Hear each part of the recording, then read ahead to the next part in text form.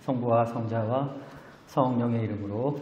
아멘. 하늘에 계신 우리 아버지, 아버지의 이름이 거룩히 빛나시며 아버지의 나라가 오시며 아버지의 뜻이 하늘에서와 같이 땅에서도 이루어지소서. 오늘 저희에게 구하여 주시고 저희에게 잘못하는 일을 저희가 용서하오니 저희에게 용서하시고 저희를 유혹에 빠지지 않게 하시고 악에서 구하소서.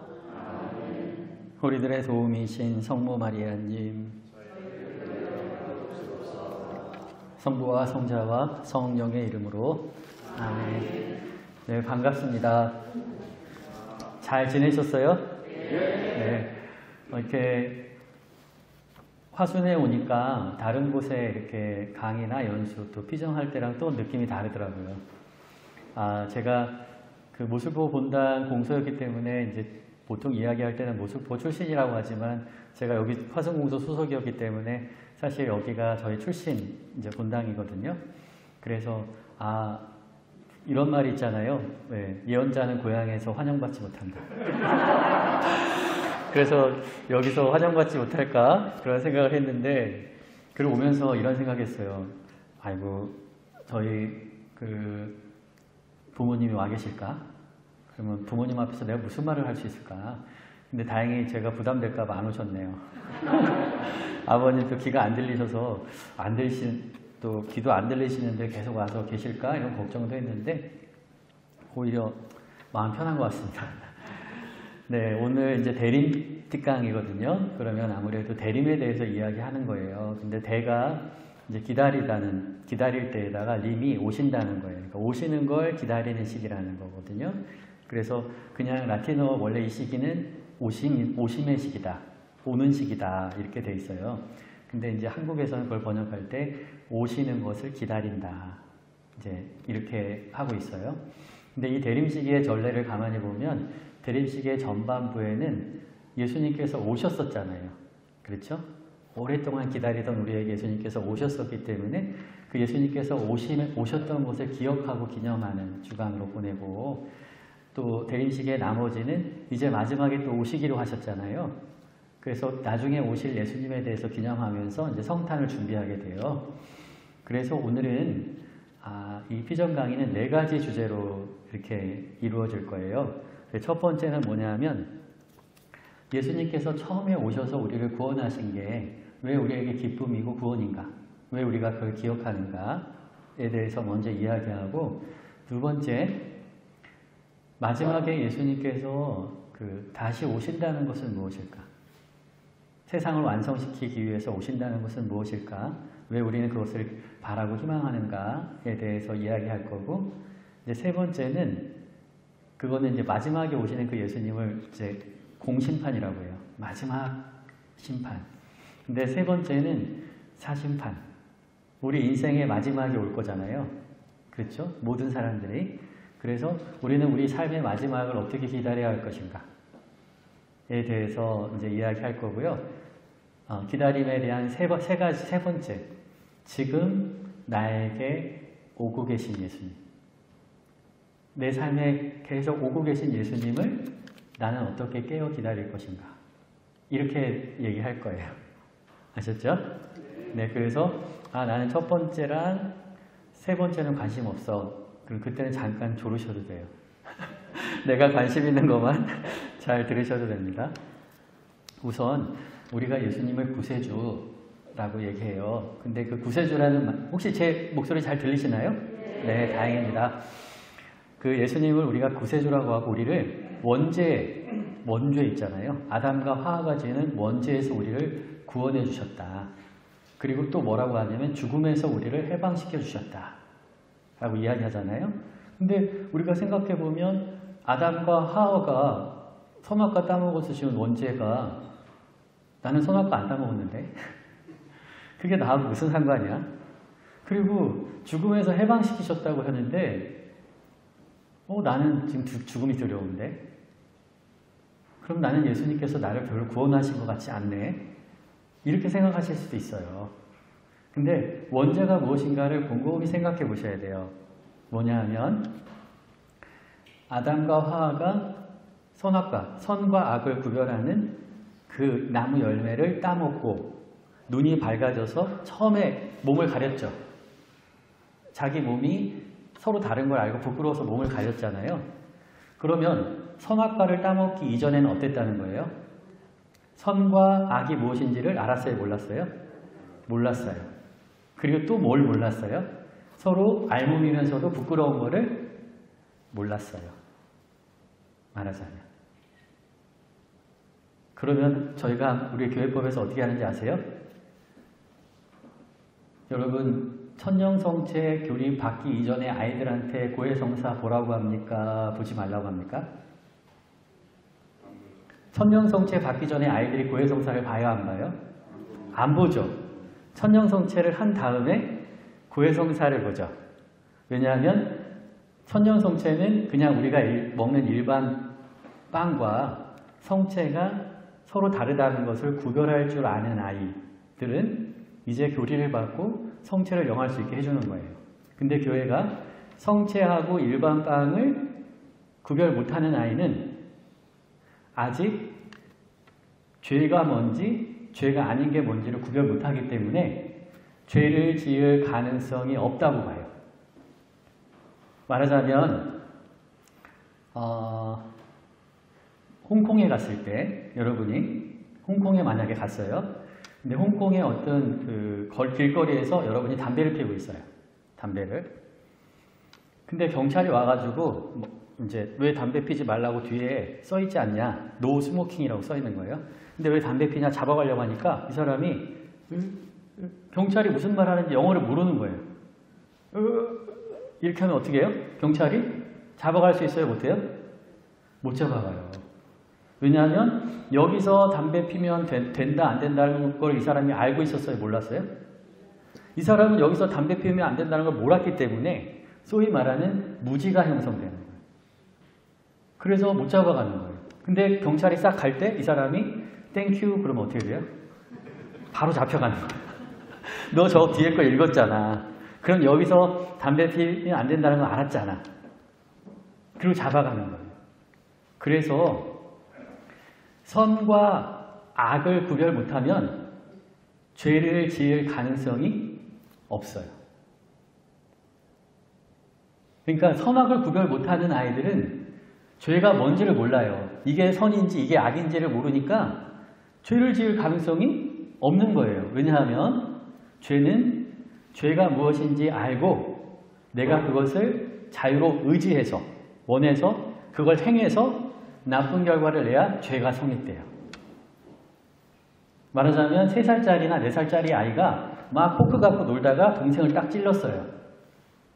경찰이 잡아가나요? 안 잡아가요. 왜냐하면 내가 이걸 해서 이렇게 일부러 한 것도 아니고 또 이렇게 하면 이게 나쁜 거라는 걸 모르는 거예요. 아직은. 그래서 천년성체의 첫 고백을 하기 전까지는 원죄로 죄의 가능성이 인간에게 있지만 아직 그것이 발현되지 않았기 때문에 고해성사를 안 봐도 된다는 거예요. 네. 고맙습니다. 그래서 여러분 우리 제주도에 사회복지 기관이 있어요. 애덕의 집이 있고 가로로의 집이 있는데 애덕의 집에 계신 형제님들은 지적장애 1급이에요. 이분들은 세례는 받는데 영성체 못해요. 왜냐하면 이게 성체인지 일반 빵인지 구별을 못하기 때문에. 근데 그걸 구별 못하기 때문에 이분들은 또 뭐를 안 하냐 하면 고해성사도 안 봐요.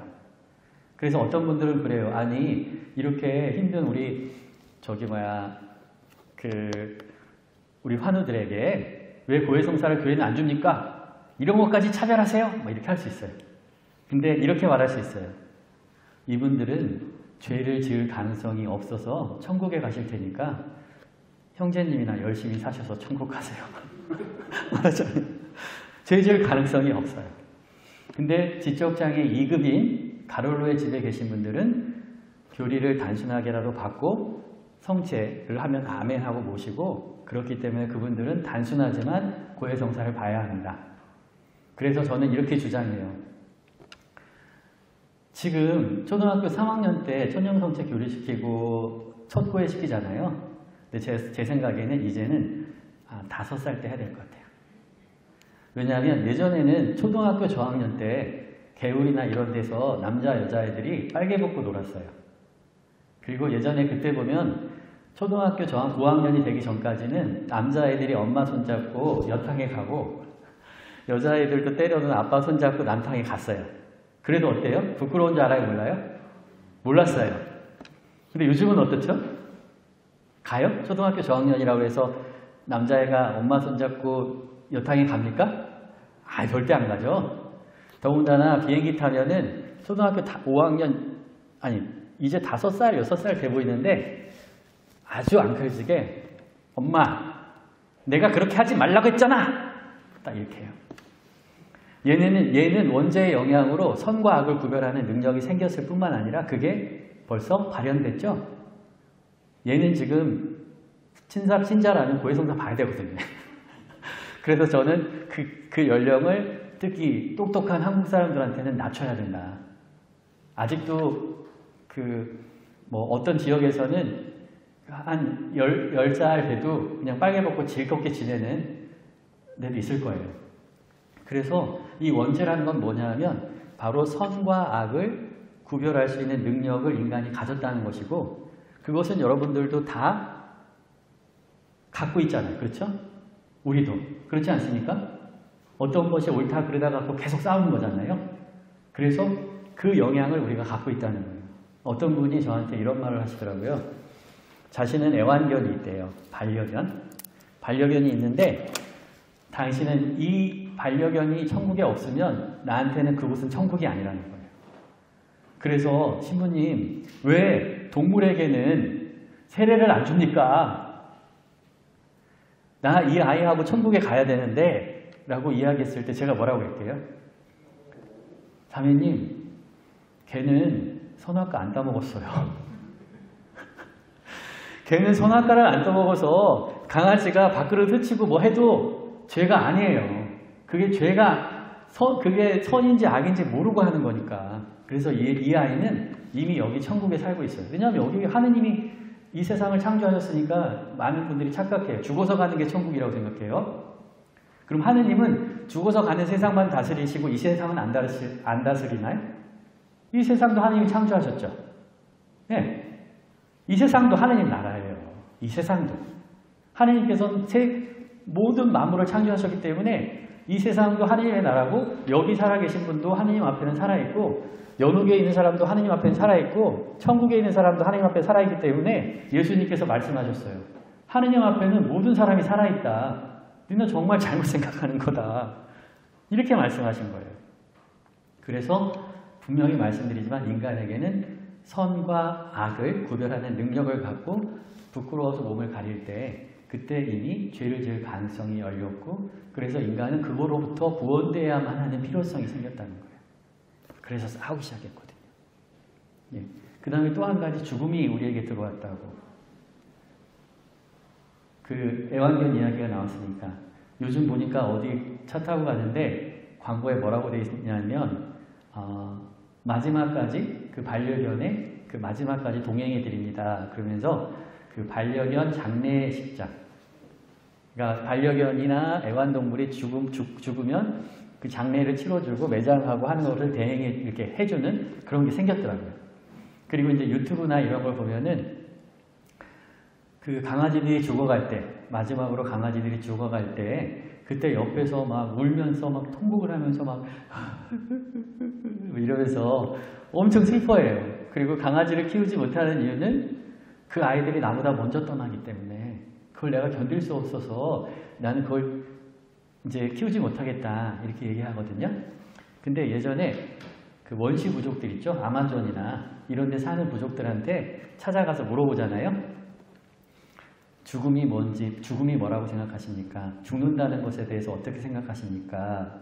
라고 얘기하면 네? 대답을 안 해요. 그걸 모르는 거예요.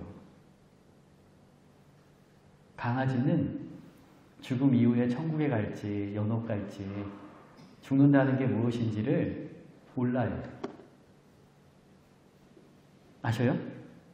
그냥 걔는 거기서 그냥 자기 생명이 끊어져 나가면서 죽어갈 뿐이고, 또 여러분 그 사자가 얼룩말이나 사슴 같은 거 잡아먹을 때 보면 잡아먹기는 얼룩말이나 사슴이 막 고통에 몸부리치면서 막 고통에 부르르 떨어요? 아니면 굉장히 평온해요? 처음에 딱 물렸을 때만 이렇게 하고 좀 평온하죠?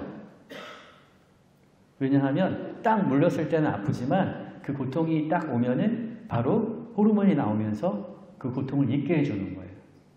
그래서 그냥 이 다음에 뭐가 생길지 어떨지 모르면서 조용히 그냥 사라져가는 거예요. 그 친구들에게는 이게 없어요. 뭐가 없냐면 죽음의 독침이 없습니다.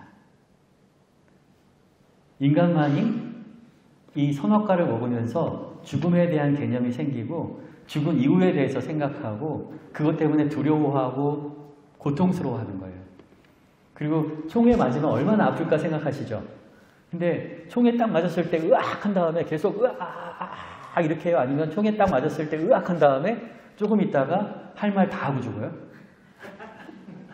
조금 있다가 할 말 다 하고 재산은 어떻게 하고 이제까지 고마웠다 사랑한다 다 말하고 죽죠. 왜냐하면 총을 딱 맞으면 그 순간 엄청 고통스러우니까 몸에서 마약의 몇 배의 성분이 엔돌핀이 막 나오면서 그 고통을 잊게 해주는 거예요. 죽는 순간에. 그러면서 죽음을 편안하게 맞이할 수 있도록 이 뇌에서 엄청난 마약보다 훨씬 강한 호르몬 성분이 나와서 마지막 순간을 편안하게 갈 수 있도록 인간이 그렇게 되어 있습니다. 그래서 죽음에 대한 문제도 인간에 대한 문제예요. 죄에 대한 문제도 인간에 대한 문제고요. 그래서 사실 인간이 똑똑해지면서 바로 카인과 아벨이 싸우죠. 목축업하는 사람들하고 밀하는 사람들이 싸워요. 근데 원래 인간의 역사를 보면은 한 7만 년 전에서 3만 년 사이에 인지혁명이라고 지구가 굉장히 살기 어려웠는데 그때 살아남은 인간들이 똑똑해졌대요. 그래서 그로부터 한 3만 년, 4만 년 지난 다음에 지금으로부터 10,000년 전에 신석기 혁명이라는 게 일어납니다. 그게 뭐냐면 옛날 사람들은 수렵하고 채집 생활이니까 동물들과 별 다를 게 없죠. 근데 갑자기 똑똑해져서 인간이 돌을 갈기 시작했어요. 그런 다음에 항아리를 만들기 시작했어요. 그리고 농사를 짓기 시작했어요. 그 다음에 동물들을 가서 잡아오느니 우리가 동물들을 키우면 되지 않냐. 그리고 가서 이것저것 하느니 계속 씨앗이 떨어진 데를 보니까 그 곡식이 자라나는 걸 보니까 우리가 씨앗을 긁어다가 잘 키우면 굳이 채집하러 안 다녀도 잘 살 수 있게 되겠네 라고 해서 농사가 시작된 거예요. 근데 농사가 시작되면서부터 어떻게 되느냐. 신석기 때 항아리들을 보면은 이만한 항아리가 아니에요. 항아리가 굉장히 커요. 왜요?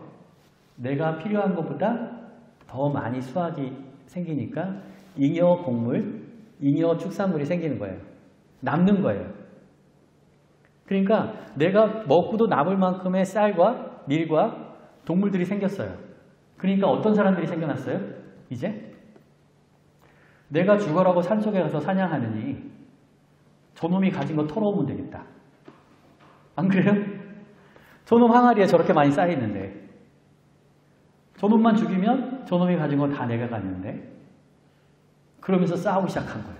이제. 그러니까 싸우다 보니까 혼자 싸우는 게 좋아요? 아니면 우리 몇몇 사람들이 모이는 게 좋아요? 우리가 이렇게 모여서 우리 마을은 이렇게 하자. 그리고 힘센 애들은 니들은 이 마을을 지켜라. 근데 지키기만 하는 게 아니라 이번에 흉작이고 우리가 어려우니까 너네 힘센 애들 저 마을 가서 털어와라. 전쟁이 시작된 겁니다. 그리고 국가가 생겨나고 수없이 많은 젊은이들이 전쟁에 나가서 죽게 되고 싸우게 되고 구약의 이야기는 다 그 얘기예요. 사실 인간이 선악과를 따먹고 똑똑해지면서 하느님과 같아지려고 하기 시작했어요. 내가 하느님의 위치에 바벨탑을 쌓고 하느님과 같아지려고. 그래서 하느님께서는 바벨탑을 허물고 또 이집트의 파라오는 자기가 신이라고 했어요. 그래서 이집트에 재앙을 내리면서 너는 신이 아니다. 내가 이런 재앙을 내리면 그제야 너희는 내가 야훼임을, 나임을 알게 되리라. 그리고 이스라엘 백성이 광야에서 지내면서 봐라, 이게 니네 현실이다. 하루하루 내가 주는 음식과 내가 너희에게 물을 주지 않으면 너희는 살지 못한다. 내가 주님이다. 네, 맞습니다, 주님. 당신이 주님이고 우리는 당신의 백성입니다. 계약을 맺겠습니다. 계약을 맺고서는 그 광야 생활에서 벗어나자마자 또 그 광야에 있을 때도 또 우상을 섬겨요. 풍요의 우상. 그리고 끊임없이 왕들이 여기는 내 세상이다. 내가 왕이다. 그러니까 예언자들을 보내서 네가 왕 아니다. 주님이, 하느님이 왕이다라고 싸워왔어요. 하느님이 아닌 인간이 조금 똑똑해졌다고 신의 자리에 앉으려고 하는 거예요. 그리고 그것으로 인해서 이 세상의 모든 불행이 찾아왔습니다. 그때 예수님께서 나타나시죠. 예수님은 하느님이셨어요. 근데 하느님이 신분이 가장 낮은 인간의 모습, 마국간, 구유의 모습으로 오셔서 십자가에 달려 죽기까지, 거기서 죽기까지 하나님의 뜻에 순종하셨어요. 예수님 안에서는 모든 것이 하나님의 통치권이 그대로 이루어졌습니다. 당신의 뜻이 아니라 주님의 기도에서처럼 아버지 하나님의 뜻이 이 땅에서 온전히 이루어지도록 당신을 십자가에서 봉헌하셨어요. 그래서 이렇게 얘기합니다. 나무에서 하느님과 같아지려고 선악과를 따먹은 인류의 죄를 나무에서 하느님이신 분이 마지막 죽기까지 당신의 의지를 하느님께 바침으로 하느님과 화해했다고. 우리 부활 때 노래예요. 나무에서 실패한 인간에게 나무에서 승리를 안겨다 주셨다고. 그리고 하와가 하느님과 같아진다는 말 때문에 선악과를 따서 아담에게 주었듯이 성모님께서는 잉태할 그때부터 인간으로서 도저히 받아들일 수 없는 것을 순명으로 받아들이고, 말하자면 하와의 잘못을 기어 갚은 거예요. 그리고 그 안에서 예수님이 나타났죠. 그러면 이렇게 생각할 수 있어요. 차라리 처음부터 선악과 나무 만들지 말지. 왜 그 나무 하나 만들어 놔가지고 따먹게 하고 결국에는 이 모양 이 꼴로 이렇게 만들고 죽음에 대한 늘 공포 속에 살게 하고 오른에 그른에 싸우고 전쟁하고 나누고 땅을 나누고 이렇게 살게 하셔놓고서 왜 예수 그리스도를 통해서 구원시켰는가? 이렇게 표현을 해요. 옛날에 그 아우구스티누스 성인 같은 분들은 동물들은 하나님의 뜻에 따라서 원래 그렇게 살죠. 동물들은 하나님의 뜻을 거역하는 일이 없어요. 나무와 동물, 식물들은 다 하나님 나라에서 에덴 동산에서 쫓겨나지 않았어요. 자유롭게 살아요. 자연스럽게. 인간만이 이 흑돼지나 아니면 닭이나 까마귀가 우리를 볼 때는 외계 종족처럼 볼 거예요. 같은 종족으로 안 보죠. 사실 그쪽에서 갈라져 나온 지가 생명의 역사에서 얼마 안 되거든요, 인간이. 근데 이렇게 외계인처럼 배우렸어요, 우리가. 근데 사실은 우리가 이제 말하자면 그런 모든 동물들은 이렇게 하느님 나라에 사는데 우리가 이렇게 사는데 그 동물들이 누리는 그것과 또 다르게 인간이 하느님을 거부할 수 있는 자유, 의지도 있고 또 그렇게 죄를 지었지만 그리스도의 구원으로 새롭게 정말로 하느님의 사랑에 깊이 있게 춘투에 들어간 그리스도인들의 삶은 하느님을 거부할 수 있는 자유의지가 있음에도 불구하고 하느님을 선택하고 하느님을 따르는 그 삶은 모든 동물들이 누리는 자연스러움보다 훨씬 보양되고 아름다운 것이다.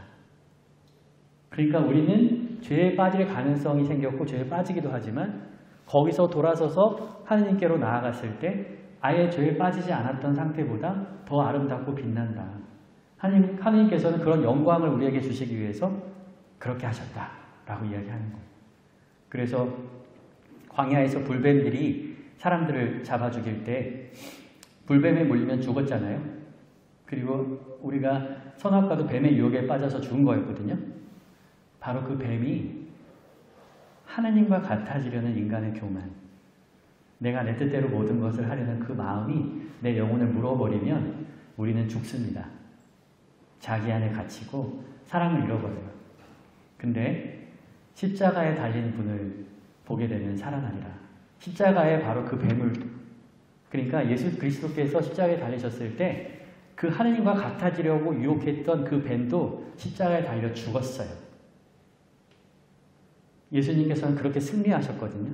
그래서 바로 그 십자가를 바라볼 때 우리는 그 독뱀의 독을 이겨내고 살게 될 것이다. 그 예표라고 보는 거예요. 모세 광야의 예표가. 그래서 우리가 지금 첫 번째 시간인데 우리가 성탄을 기다리는 것은 바로 하느님께서 원죄에 빠져 있고 죽음의 두려움 속에 있는 우리에게 예수님께서 오셔서 그 죄를 씻는 십자가의 승리의 길을 보여주시고 또 영원한 생명을 약속해 주셨다는 것을 기념하는 시기입니다. 아셨죠? 이 대림 시기가. 그 다음에 신부님 이제 아마 그럴 거야. 신부님이 4가지 이야기 한다고 했는데 한 가지 이야기를 30분 해버리니까 아마 다른 이야기들이 또 30분씩 하면 2시간. 벌써부터 나는 싫다. 이렇게 하실 수 있는데 다른 이야기들은 좀 짧을 수 있어요. 마지막 그 다음에 제가 공심판 이야기 한다고 했죠. 세상의 마지막. 하느님께서 세상을 선하게 보기 좋게 창조하셨죠. 창세기에 보면 보기 좋게 창조하셨다고 했잖아요. 하느님께서 창조하신 모든 것들은 참 아름다워요. 아주 작은 풀꽃들이나 아니면 새들이 하늘 날아가 다니는 것을 보세요. 너무 아름다워요. 나태주 시인의 시 있어요. 풀꽃인가요? 하느님 창조하신 거는요. 자세히 보아야 아름답고 오래 보아야 사랑스럽고 우리도 하느님이 창조하셨기 때문에 너도 그렇다. 자세히 보고 오래 보면 아름답고 사랑스럽다는 얘기인데 하느님께서 창조하신 것은 그 들꽃이나 이것들 보세요. 정말 아름다워요. 근데 인간이 창조하고 인간이 만든 거는 왠지 오래 보면 볼수록 별로예요. 그렇죠? 인간이 만든 건 그래. 처음에는 화려해 보이는데 오래 보고 자세히 보면 별로야.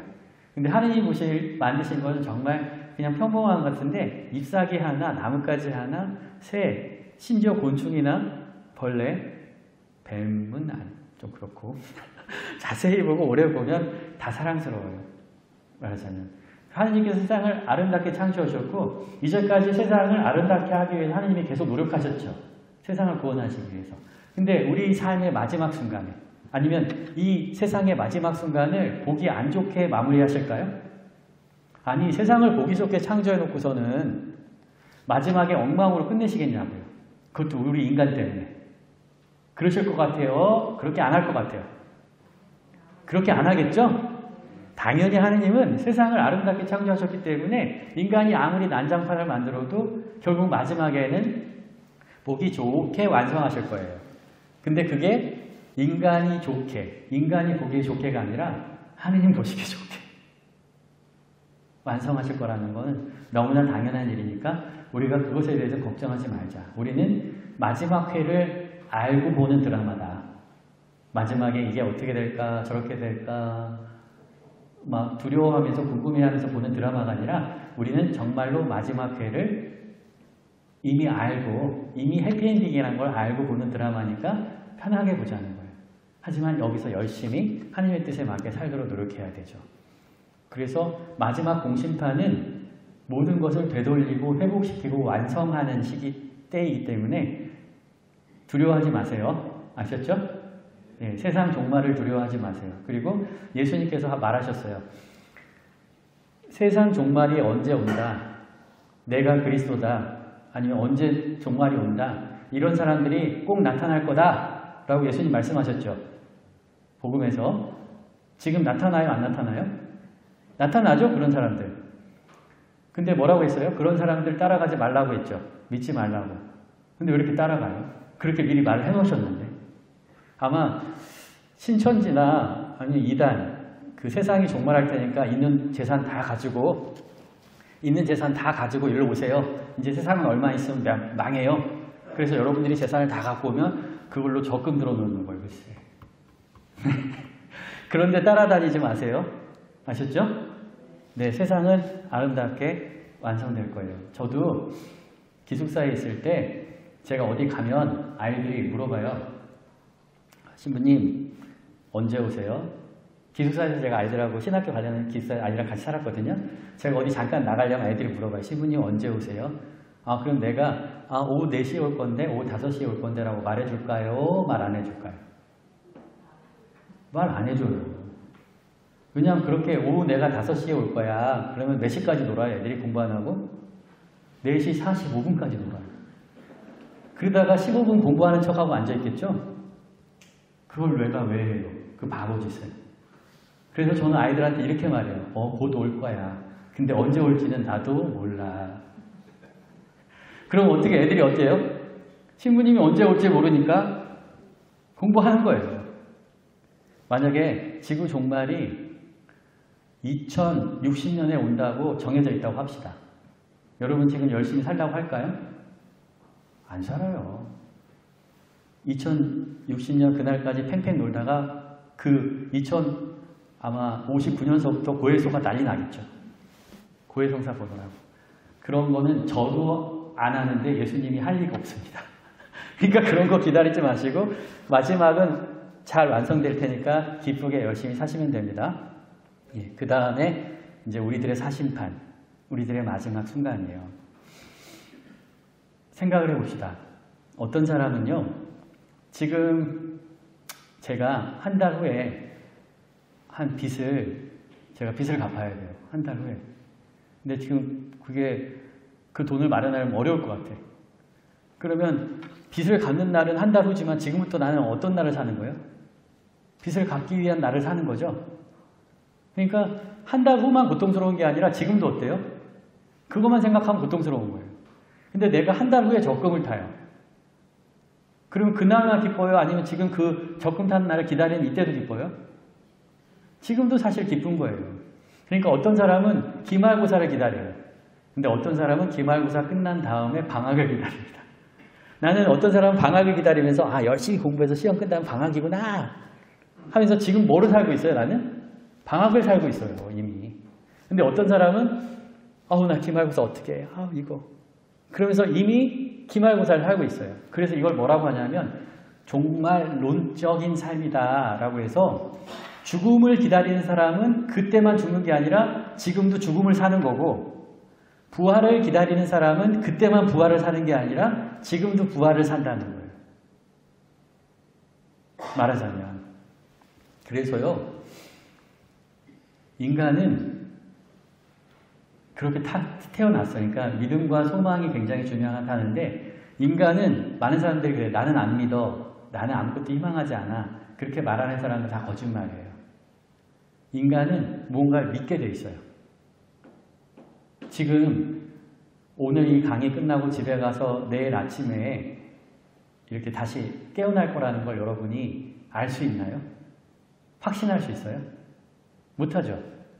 그걸 어떻게 하고 있어요, 여러분은? 그렇게 될 거라고 믿고 있어요, 사실. 그리고 내일 아침에 아니면 내일 점심에 맛있는 걸 먹었으면 좋겠다라고 소망하고 있어요. 그 날이 정말로 올지 안 올지는 몰라요. 그때가. 잘못될 수도 있어요. 사실은. 오늘 불러가실지 언제 불러가실지. 그래서 인간은 언제나 무언가를 믿을 수밖에 없고 무언가를 희망할 수밖에 없어요. 그래서 하느님을 안 믿는 사람은 돈을 믿거나 아니면 힘을 믿거나 권력을 믿죠. 그러니까 나는 하느님을 안 믿을 뿐이지 다른 무언가를 믿어야 돼요. 그래서 인간은 다 믿는 구석이 있어요. 왜냐하면 우리 영혼이 무언가를 믿게끔 돼 있어요. 그래서 믿느냐 안 믿느냐가 중요한 게 아니라 무엇을 믿느냐가 중요해요. 인간은 뭔가를 믿게 돼 있으니까. 그러니까 당연히 돈을 믿어야 되겠어요? 주먹을 믿어야 되겠어요? 권력을 믿어야 되겠어요? 뭐를 믿어야 되겠어요? 가장 아름답고 가장 선하고 변하지 않는 진리인 누구를 믿어야 된다고요? 하느님을 믿어야 돼요. 왜냐하면 어차피 인간은 뭔가를 믿게 돼 있는데 사라지고 말 것을 붙잡고 있는 것이 얼마나 허망해요. 그러니까 인간은 뭔가를 믿게 되기 때문에 믿느냐 안 믿느냐의 문제가 아니라 무엇을 믿느냐의 문제인데 가장 믿을 만한 분이 바로 하느님인 거죠. 그 다음에 인간은 뭔가를 희망하게 돼 있어요. 나는 희망이 없어? 그 사람은 이제 죽은 거예요. 인간은 밥을 안 먹으면 20일을 살고 물을 안 마시면 7일을 살고 숨을 안 쉬면 4분을 사는데 희망이 없으면 1분도 못 산다. 희망이 없으면 1초도 못 산다는 말이 있어요. 희망이 다 사라지면 사람이 스스로 목숨을 끊습니다. 말하자면 인간은 뭔가 희망하기 때문에 살아가요. 그럼 뭘 희망해야 되겠어요? 돈? 얼마 있으면 다 나 죽고 말 건데? 그리고 그것 때문에 자식들이 또 싸울 거 아니에요. 권력? 정말 순간적으로 사라지잖아요. 그리고 그것 때문에 얼마나 인생을 허비해요. 권력을 얻겠다. 그런 걸 희망해야 될까요? 아니에요. 우리에게는 예수님께서 약속하신 영원한 생명, 충만한 생명을 희망합니다. 그래서 우리 인생은 양 기둥에 빨랫줄 아시죠? 빨랫줄에 이렇게 줄이 팽팽하게 매달려 있잖아요. 그래서 하느님께 여기 믿음을 두고 하느님께서 약속하신 영원한 생명의 믿음을 두고 그때 우리 인생이 팽팽하게 당겨집니다. 그때 우리가 살아있게 되는 거예요. 그리고 영원한 생명 그러면 많은 분들이 이렇게 생각해요. 영원히 사는 거라고. 그리고 이런 말도 해요. 돌아가시는 분들 이름은 그분들한테 이렇게 얘기하잖아요. 아이고 천국 가서는 배골지 말고 먹고 싶은 거 마음대로 먹고 진짜 천국에는 먹고 싶은 거 다 먹을 수 있으니까 가가지고 배골지 말고 천국에 가서는 정말 다 드세요 라고 말을 해요. 그 사람이 하도 먹어가지고 당뇨로 세상 떠났는데 아니면 술을 하도 먹어가지고 간이 나빠졌는데 제가 봤을 때 먹을 게 많은 것이 천국이라면 여기가 한국이 천국이에요. 지금 먹고도 남잖아요. 안 그렇습니까? TV를 보면 여기서 막 먹어요. 채널 하나 올리면 무슨 기계에 올라가서 막 빼. 다시 하나 올리면 또 다른 걸 먹고 있어. 그러다 채널 또 바꾸면 또 먹어요. 그래서 천국은 내가 이 세상에서 원하는 모든 것을 이루어지는 것이라고 생각하면 그 사람은 절대 천국에 못 갑니다. 이렇게 생각해요. 어떤 사람이 열심히 노력해서 천국에 갔어요. 내가 천국에 갔어요. 정말 내가 열심히 신앙생활하고 힘들어도 어렵게 묵주기도 하고 미사 빠지지 않아서 결국엔 내가 천국에 왔구나 하고 정말 다행이다. 아이고 이제 그 신우이 이제 꼴도 보기 싫은데 안 보게 돼서 그것만 해도 정말 다행이다. 근데 다음날 누가 천국에 오는데 그 신우이가 오네? 그럼 어떻게 돼요? 거기가 천국이에요? 거기가 또 지옥이에요. 말하자면. 그래서 요즘 이 뇌가 있잖아요. 뇌가 이렇게 자연스럽게 노화하게끔 시간을 계산하거든요. 근데 이 뇌를 변형시켜가지고 시간을 모르게. 그래서 똑같이 세포가 그대로 복제되게. 그래서 늙지 않는 거예요. 교통사고나 특별한 걸로 죽지 않는 한 이제 나는 계속 늙지 않아요. 그리고 오히려 어떻게 조작하면 젊어질 수도 있는지 모르겠어요. 근데 어쨌든 더 이상 이 시간을 생각을 못하게 돼서 늙지 않아요. 그런 약을 개발한다는 거예요. 그래서 제가 지금 오늘 갖고 왔거든요. 그거를. 약 팔라고. 그 약 드실 분. 약 드실 분 손들어 보세요. 늙지 않고 이제 나는 계속. 그 약 드시는 순간, 부부가 드시는 순간 앞으로 600년, 800년 동안 지금 남편이 그 남편이고 네? 맨날 밥상 차려달라고 하는 그 남편 600년, 800년 하루 세 끼 밥 해야 돼요. 그리고 600년, 800년 동안 나한테 잔소리하는 내 마누라가 계속 옆에 붙어 있을 거예요. 자, 드시겠어요? 안 먹죠? 그거 왜 먹어요? 안 먹어요. 자연스럽게 우리는 세상을 떠나게 돼 있어요.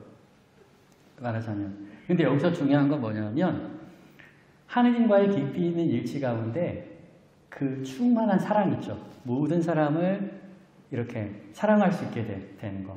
그래서 모든 형제 자매, 모든 걸 형제 자매로 받아들이고 하느님의 사랑에 깊이 있게 빠져들어가서 지금 여기에서 사나 저 세상에서 사나 하느님의 사랑 안에 가만히 충만한 영혼이 있죠.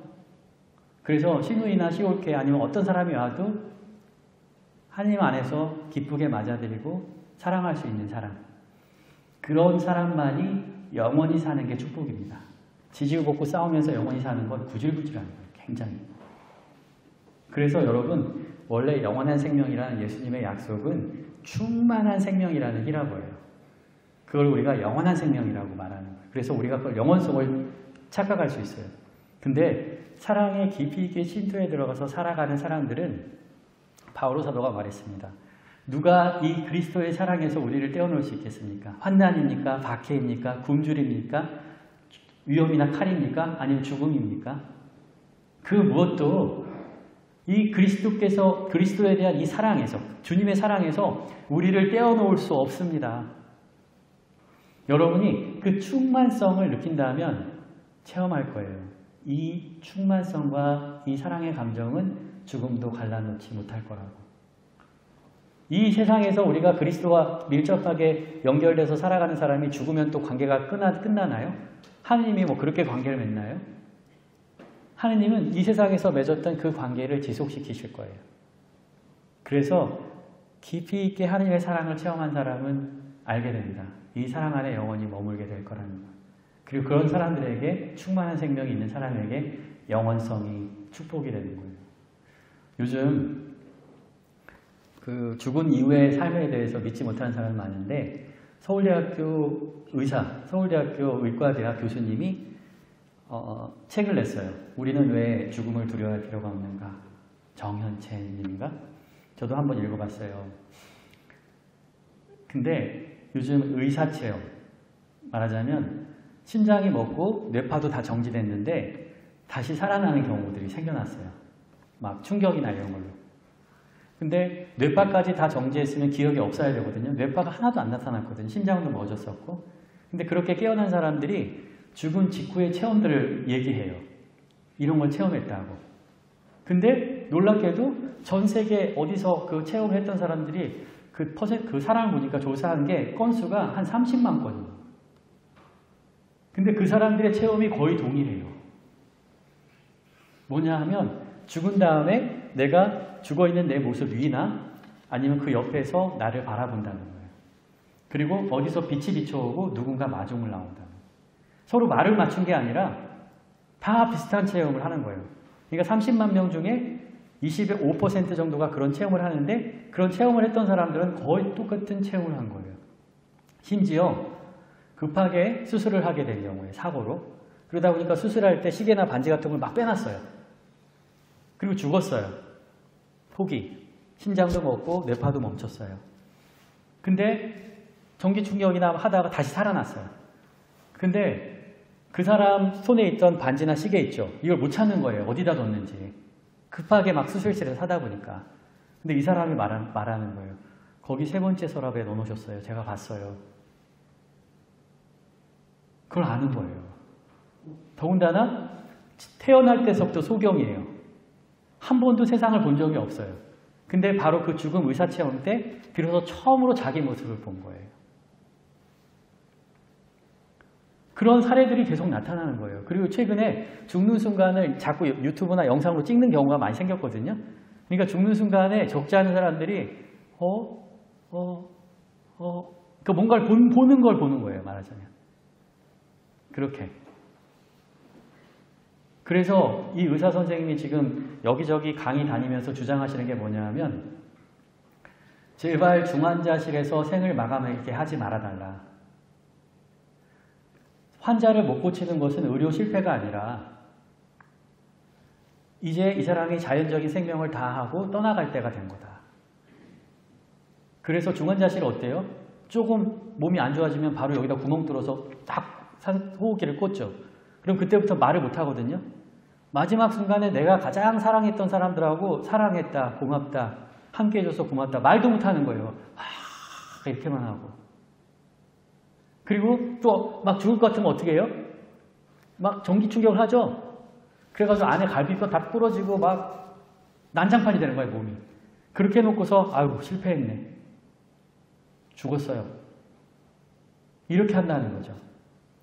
근데 요즘 때가 됐을 때 집으로 모시기도 어려워요. 왜냐하면 병원에서 의사가 정확하게 사망 진단을 해줘야지 집으로 모시고 가면 혹시 보험사고 때문에 가족들이 뭐 잘못했나 경찰이 와서 또 조사를 해야 되거든요. 그래서 이분은 정말로 마지막 순간에 편안하게 갈 수 있도록 하는 공간이 필요하다. 또 한 가지는 예전에는 그냥 당신도 그렇게 말했대요. 3개월 남았습니다. 그냥 건조하게. 아니 5개월 남았습니다. 준비하십시오. 이렇게 말을 해왔대요. 근데 이제는 그런 책들을 보고 연구를 하고 서양에 많이 연구가 있거든요. 이렇게 말한대요. 이제 준비를 잘 하십시오. 이제 다른 삶으로 넘어갈 때가 됐습니다. 그리고 마지막 순간에 빛을 따라가세요. 빛을 따라가세요. 라고 말해준대요. 이분이. 그러니까 여러분 죽음은 죽음이 아니라 다른 삶으로 건너감이에요. 그리고 우리가 예수 그리스도의 주님과 일치돼서 계속 살았다면 주님께서 우리를 봐주실 거예요. 이번에 허승조 신부님 호스피스 이시돌 호스피스 병동에 있을 때 주교님하고 제가 갔을 때 제가 허승조 신부님 이제 의식이 없고 말 못하실 때 그래도 우리가 이야기하면 약간 웃으시거나 반응이 있었어요. 그래서 신부님 옆에서 제가 이렇게 얘기했어요. 신부님 빛을 따라가세요. 김기량 펠릭스 복자가 마중 나와 있을 거예요. 이렇게 말씀드렸어요. 근데 약간 웃으시는 것 같더라고요. 말하자면. 그리고 놀랍게도 살아있는 사람들은 안 나타난대요. 그 마중 나오는 거예요. 다 돌아가신 분들만 나오는데 어떤 심리학자는 그거 보고 싶은 사람 보이는 거 아니냐. 그럼 어린아이들 같은 경우에 의사체험에서는 당연히 부모가 보일 거 아니에요. 근데 생존에 있는 부모를 본 적은 없대요. 한번 이런 경우도 있더라고요. 책을 보니까 누가 나왔어요. 마중을 나왔어요. 근데 누나라고 했대요. 자기. 근데 나는 그 사람 누나가 없는데. 그래서 나중에 부모님한테 얘기하니까 사실은 누나가 있었다고. 근데 사망했는데 알리지 않은 거였죠. 근데 그때 나왔던 거예요. 말하자면. 그래서 여러분 죽음을 두려워하지 마십시오. 우리가 고향으로 가기 위해서 기다리는 거예요. 아셨죠? 네. 그래서 이게 세 번째 기다림. 그러니까 첫 번째는 세상의 마지막 기다림. 그 다음에 내 죽음의 기다림이 있죠. 말하자면 그것도 세상 마지막도 좋게 끝날 테니까 두려워하지 마시고요. 나도 내가 그리스도의 사랑 안에 일치돼서 살았다면 그 사랑이 끊기지 않을 거라는 것을 벌써부터 알게 돼요. 그러니까 두려워하지 마세요. 기다리세요. 그리고 나중에 빛을 따라가세요. 그리고 점점 이렇게 될걸요. 내가 알고 잘 지냈던 사람들이 이 세상보다 저 세상에 더 많아질걸요. 그렇죠? 점점 살다 보면 나중에 내가 만나고 싶은 사람이 저 세상에 더 많아져요. 그때쯤 되면 나도 가는 거예요. 그냥 편안하게 막 복잡하게 하지 않고. 그래서 우리는 그걸 기다리고 살아요. 근데 그렇게 아름다운 이별 또 저 세상으로 건너감을 기다리면서 살면 지금부터 행복해요. 근데 죽으면 뭐 귀신이 나와가지고 막 인두로 내 눈을 지지지 않을까 하고 그럼 지금부터 눈이 아파요. 왜 그렇게 생각해? 지옥이라는 거는 인간에게 자유의지라는 것이 있다고 선언하면서 하느님을 자유롭게 선택할 수 있다고 생각하면서 자연스럽게 따라오는 개념이에요. 왜냐하면 인간이 자유의지는 마지막까지 하느님을 거역할 수 있는 자유거든요. 그래야 자유거든요.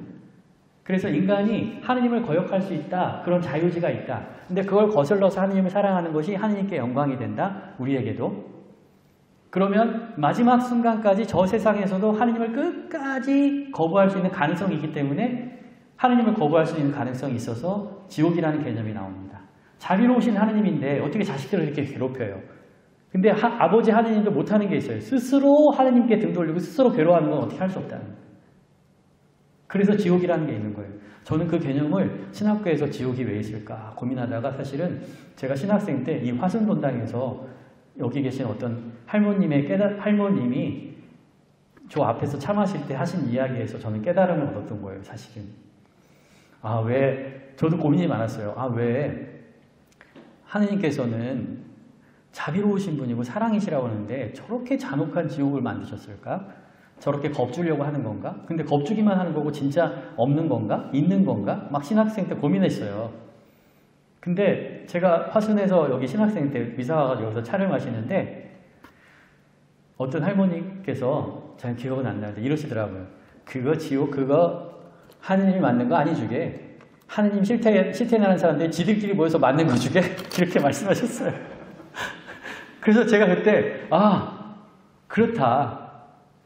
끝까지 하느님을 싫다고 하는 사람들이 모여있을 수 있고 그거야말로 얼마나 고통스러운 곳인가. 그래서 여러분이 마지막까지 하느님을 거역하지 않고 하느님께 등 돌리지 않으면 됩니다. 아셨죠?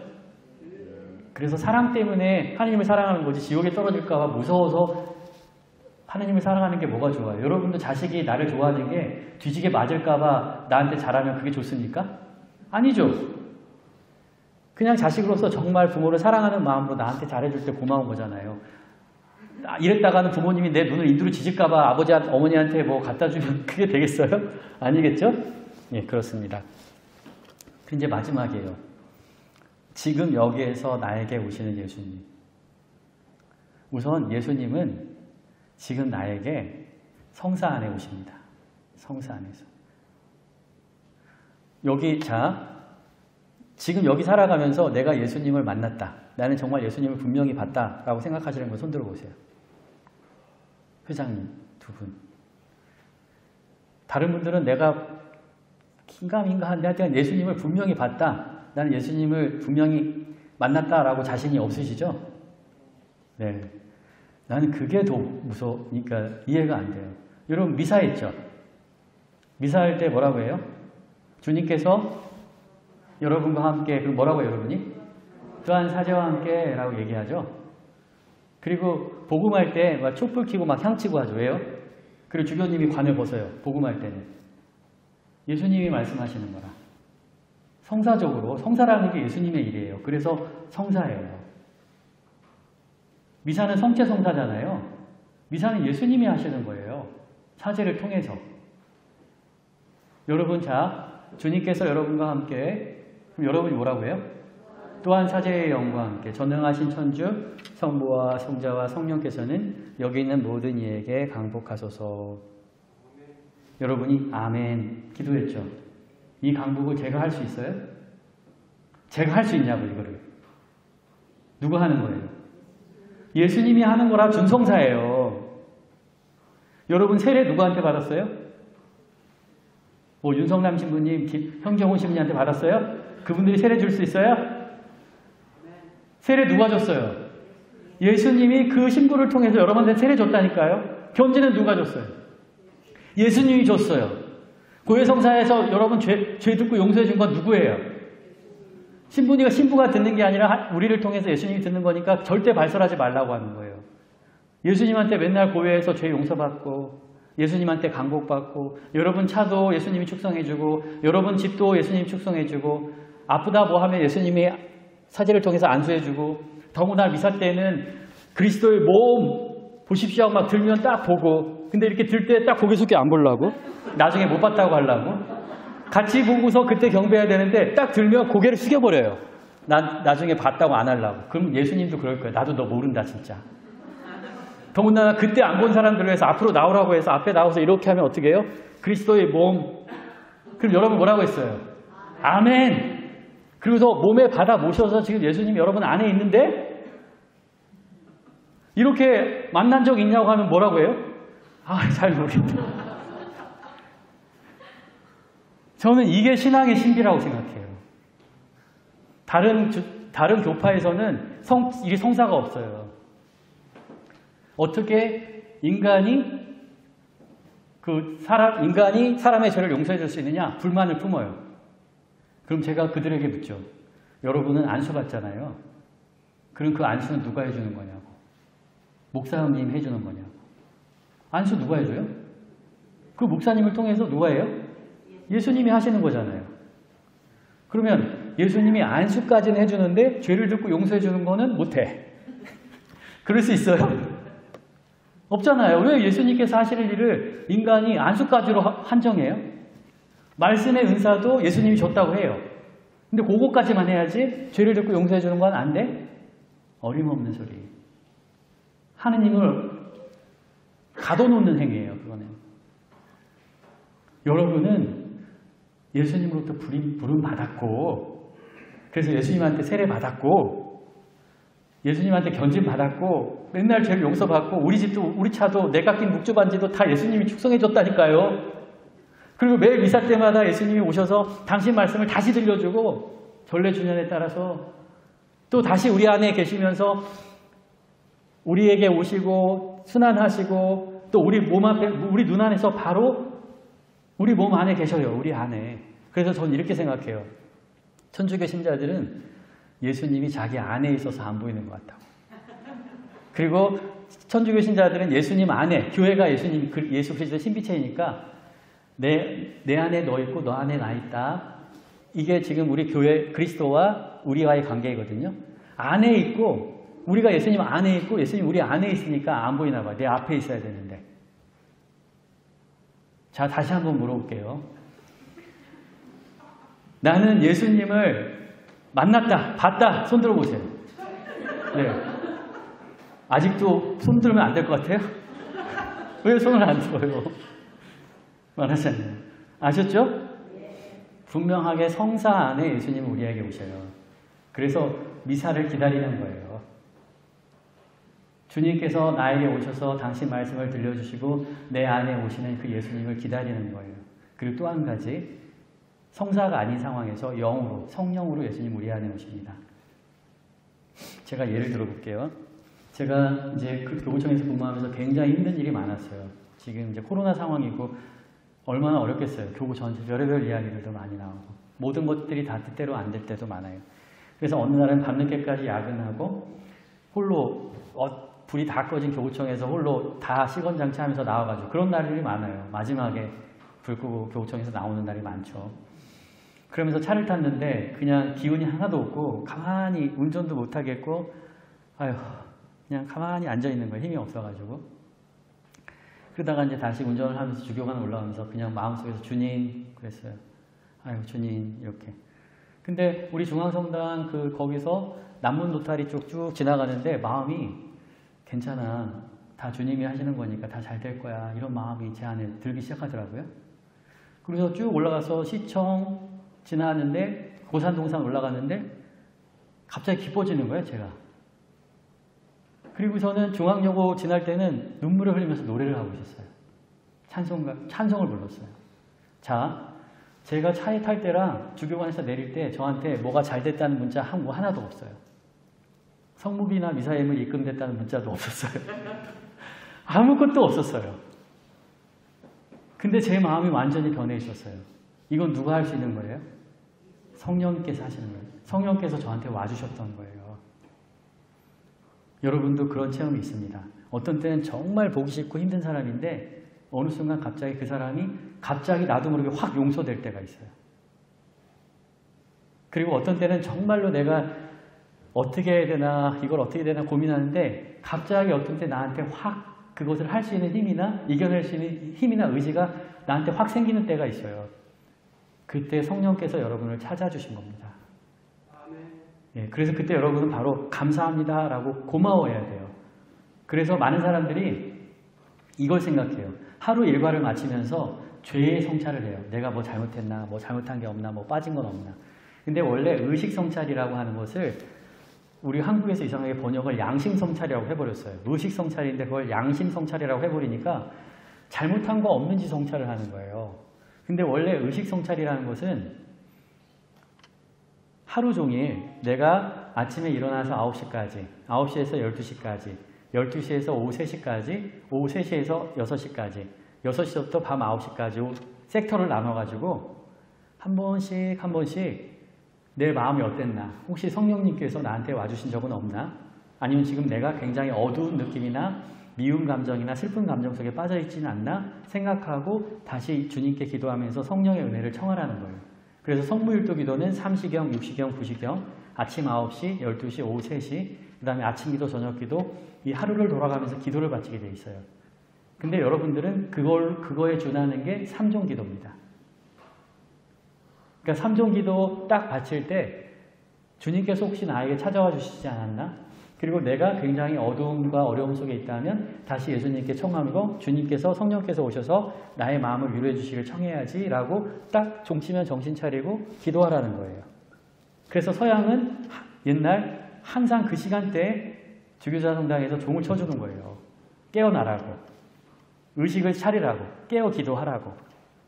근데 우리는 그렇게 못하니까 지금 휴대폰 어플이나 이런 걸로 그때 딱 하면 그때 근데 아이고 시간 됐으니까 3종 기도 바쳐야지 이게 아니라 주님의 천사가 마리아께 아뢰니 성령으로 잉태하셨나이다. 이걸 묵상하라는 거예요. 성모성 한번 봐실 때. 주님의 천사가 마리아께 아뢰니 내 성령으로 누구를 잉태했어요? 성모님이? 예수님 잉태했죠. 나는 잉태하고 있나? 그렇죠? 그 다음에 주님의 종이오니 그대로 제게 이루어지소서. 뭐예요? 예, 당신의 저는 종입니다. 당신 뜻대로 제게 이루어지소서라고 하면 이에 말씀이 사람이 되시어 저희 가운데 계시나이다. 바로 성모님께서 일어났던 그 일이 지금 나에게도 일어나기를 바라는 마음으로 기도하는 거예요. 삼중 기도는. 성령께서 나에게 잉태되어서 예수님께서 나와 함께 계시기를. 그리고 천주의 성모님 저희를 위하여 빌어주시어 그리스도께서 약속하신 뭐라고요? 영원한 생명, 사랑으로 충만한 생명을 얻게 해주십시오. 왜냐하면 그 앞에 세 개가 성모님께서 모범으로 우리에게 보여주신 거잖아요. 성령으로 다가왔을 때 저는 당신의 종입니다 하고 받아들이니까 성령께서 오셔서 예수님이 잉태됐잖아요. 마찬가지로 우리도 성령께서 우리에게 다가오시면 이 몸은 주님의 종입니다. 그럼 그분이 이제 내 안에 계시면서 말씀이 사람이 되셨다고. 그러니까 이게 성모님께서 우리의 앞서 경험하신 거기 때문에 천주의 성모님 저희를 위하여 빌어주시어 그리스도께서 약속하신 그 영원한 생명, 충만한 생명을 얻게 해주십시오. 기도합시다. 하느님, 천사의 아뢰므로 성자께서 사람이 되셨음을 알았으니 성자의 순환과 십자가로 부활의 영광에 이른 은총을 저에게 내려주십시오. 이 짧지만 이게 뭐예요? 이게 복음서 내용 전체예요. 그렇죠? 복음서예요. 이걸 길게 늘려놓으면 바로 환희의 신비, 빛의 신비, 고통의 신비, 영광의 신비예요. 기도합시다 한 다음에 짧게 다시 한번 그 복음의 전체 신비를 묵상하는 거예요. 하루에 3번 깨워서 기도하라고. 그렇게 기다리고 있으라는 겁니다. 주님께서 내 마음의 문을 열고 다가오실 때래. 그게 기다림의 의미예요. 그래서 우리는 기다리는 사람들이에요. 아셨죠? 예, 제가 4가지 말씀드렸어요. 첫 번째, 예수 그리스도께서 왜 처음에 오셨음을 우리가 기념하는가?